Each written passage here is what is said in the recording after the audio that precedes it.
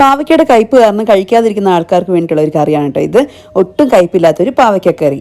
അപ്പോൾ അതിനായിട്ട് ചട്ടി ചൂടാക്കാൻ വെച്ചു, എന്നിട്ട് വെളിച്ചെണ്ണ ഒഴിച്ചു കൊടുത്തു. എന്നിട്ട് പാവയ്ക്ക അരിഞ്ഞത് നമ്മളൊന്ന് വറുത്തെടുക്കാൻ പോവാണ്. അത് അങ്ങോട്ട് മാറ്റി വെക്കുക. ഇനി സെയിം ചട്ടിയിലേക്ക് കുറച്ചും കൂടി എണ്ണ ഒഴിച്ചിട്ട് കടുകിട്ട് പൊട്ടിച്ചു. എന്നിട്ട് ഉലുവ, ചുവന്നമുളക്, വെളുത്തുള്ളി, കരിവേപ്പില ഇത്രയും ചേർത്തൊന്ന് വഴറ്റിയെടുത്തു. അത് കഴിഞ്ഞിട്ട് ഇതിലേക്ക് ചെറിയ ഉള്ളിയും ആവശ്യത്തിന് ഉപ്പും ചേർത്ത് ഉള്ളി ഒന്ന് നന്നായിട്ട് വഴറ്റിയെടുത്തിട്ടുണ്ട്. അത്യാവശ്യം ഒന്ന് വെന്ത് വരുന്ന സമയത്ത് തക്കാളി ചേർത്ത് കൊടുക്കുക. തക്കാളി ഒന്ന് പെട്ടെന്ന് വെന്ത് കിട്ടാൻ വേണ്ടിയിട്ട് കുറച്ച് മഞ്ഞപ്പൊടി ചേർത്തിട്ട് നന്നായിട്ട് ഇളക്കിയതിന് ശേഷം അടച്ചു വെച്ചങ്ങ് വേവിക്കുക. തക്കാളി അത്യാവശ്യം ഉടഞ്ഞു വരുന്ന സമയത്ത് ഇതിലേക്ക് മുളക് പൊടിയും സാമ്പാർ പൊടിയും ചേർത്ത് കൊടുക്കാം. ഏത് ബ്രാൻഡിന്റെ സാമ്പാർ പൊടി വേണമെങ്കിലും യൂസ് ചെയ്യാം. എന്നിട്ട് പൊടികളുടെ പച്ചമണം മാറുന്നവരെ ഒന്ന് ചൂടാക്കിയതിന് ശേഷം ഇതിലേക്ക് പുളിവെള്ളം ചേർത്ത് കൊടുക്കാം കേട്ടോ. പുളിവെള്ളം കൂടി ചേർത്തിട്ട് ഒന്ന് തിളപ്പിച്ചെടുക്കുക. ചെറുതായിട്ടൊന്ന് തിളച്ച് വരുന്ന സമയത്ത് നമുക്ക് കറിക്ക് ആവശ്യമുള്ളത്തിന് വെള്ളം ചേർത്ത് കൊടുക്കാം. അത് കഴിഞ്ഞ് ആവശ്യത്തിന് ഉപ്പും ചേർത്ത് എല്ലാം നല്ലതുപോലെ ഇളക്കിയതിന് ശേഷം വെള്ളം നന്നായിട്ടൊന്ന് തിളച്ച് വരുമ്പോൾ വറുത്ത് വെച്ചേക്കുന്ന പാവയ്ക്ക ചേർത്ത് കൊടുക്കാം. വീണ്ടും എല്ലാം നല്ലതുപോലെ ഇളക്കിയിട്ട് അടച്ചു വെച്ച് വേവിക്കുക. ഏറ്റവും ലാസ്റ്റിലായിട്ട് കുറച്ച് ജാഗ്രി പൗഡറും കൂടി ചേർത്ത് കൊടുത്താൽ നമ്മുടെ കയ്പില്ലാത്ത പാവയ്ക്കക്കറി റെഡിയാണ് കേട്ടോ. അപ്പോൾ എല്ലാവരും ഒന്ന് ട്രൈ ചെയ്ത് നോക്കണേ.